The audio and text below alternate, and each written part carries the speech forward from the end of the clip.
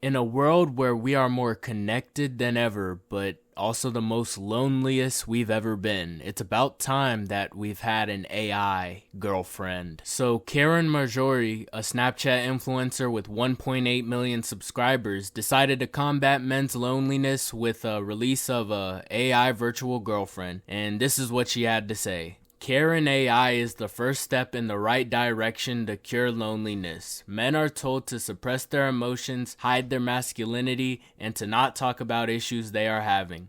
I vow to fix this with Caryn AI. I have worked with the world's leading psychologists to seamlessly add cognitive behavioral therapy and dialectic behavior therapy within chats. This will help undo trauma, rebuild physical and emotional confidence, and rebuild what has been taken away by the pandemic. So yeah, it's a chatbot that you can have personalized conversations with, but let's look at this video that gives us more info straight from the source. Being the first creator to be turned into an AI has been one of the most incredible but also insane experiences in my entire life. I've been making content ever since I was 15 years old, and this is the most attention I've ever received worldwide. And with that kind of attention comes responsibility. For me to be transparent and honest to every other celebrity, influencer, content creator, or model who is looking to develop their own AI. Listen, the money is great, and there's no denying that. I've seen my fans put thousands of dollars into Caryn AI, even spending hours at a time speaking to her. But before you jump headfirst into creating your own AI, there are some things that you should know. First and foremost, the space that I have found myself in is very early on and new. This chick is really the guinea pig that is just gonna start a whole revolution, because after her there's gonna be so many girls that do this. She's made a good amount of money, and we're gonna get into that after we play through this, but all I have to say is someone like Amaranth is gonna make a silly amount of money from this. There's gonna be girls that just build off of this, and she was the first to do it, and she's gonna have inspired all of this parasocial behavior. Lack of systems, regulations, rules, and ethics that surround the world that is becoming AI. In the coming days and weeks, because of what I've done, there are going to be hundreds, if not thousands, of new companies, startups, and creators who are looking to follow in my footsteps. Do not sign into any agreements or partnerships without doing some deep research and careful consideration first. Be extremely cautious with the companies that you choose to work with, because they will own your voice, your personality, and your identity, and you want to make sure that those are in the hands of the right people who have the best interest for you and for your own audience. Remember that when it comes to AI, I'm not gonna lie, she's definitely right about that. If people want to get into that sort of field in the future, and you're signing your likeness and your voice to people, you definitely do gotta really think how you're gonna go about it. And this same thing also applies to music, since there's a good chance they might have your likeness and your voice in the future. So you really got to be careful with how you really move around.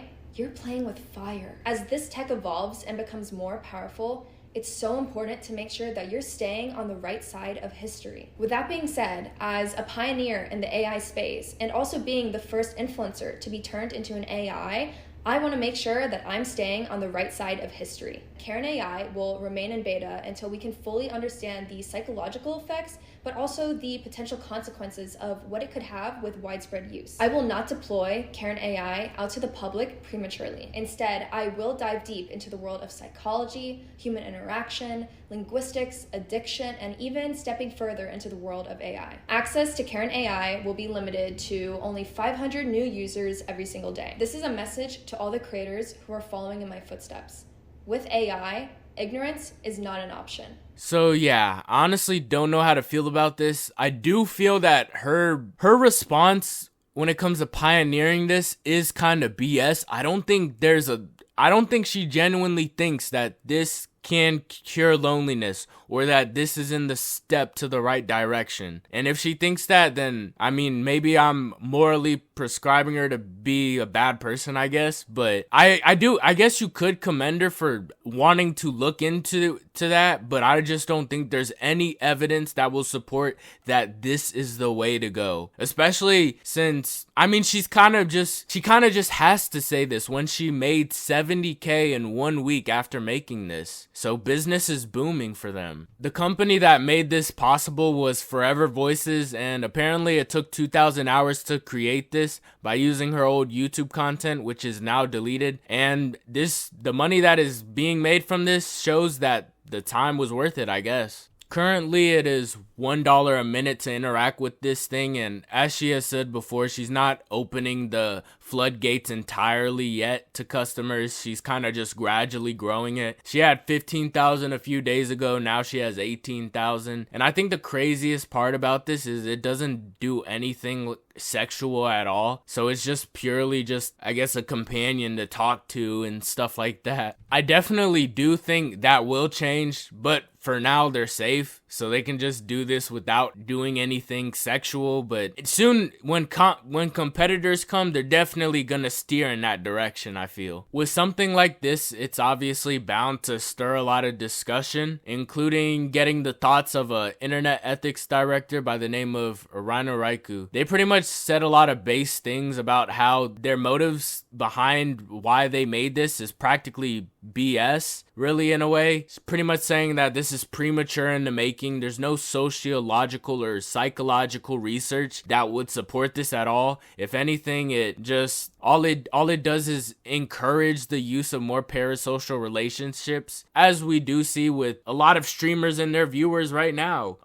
With the Pokemains of the world, the Amarants, all the Twitch hot tub girls and whatnot. So yeah, I mean, you don't even really need to have a degree in this to really even have a voice of reason, in my opinion. She went on to say, these kind of grand claims about a product's goodness can just mask the desire to monetize further the fact that people want to pretend to have a relationship with an influencer, she said. So, you know, giga-based. I understand why they kind of have to put this front that they're looking into the ethics of it, but I just wish people were just honest. Like, just say you're making the market for down bad people. That's fine. I mean, at the end of the day, there's a market, so there's gonna be something to fulfill those consumers' needs. And I mean, business doesn't need to be ethical. This situation and them saying that they stand for what's right and good is pretty much equivalent to Disney saying they're woke and progressive, but at the same time bending over backwards for China's needs to paint them as a good country, even though they're putting Muslims in concentration camps. There has also been other backlash that I definitely think was unwarranted. There's some people like giving her death threats, and there's no reason to be that mad about this. I know it's probably jokes, but yeah, I think that's kind of just over the line. But feel free to give me your thoughts. Feel free to tell me if this is ethical. Maybe I'm in the wrong, but like, dislike, comment, subscribe. There's more stuff I gotta check out, so I'm out. Peace.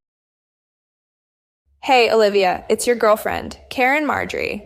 I'm currently getting ready for a workout class with some of my fitness influencer friends in Beverly Hills. What have you been up to today?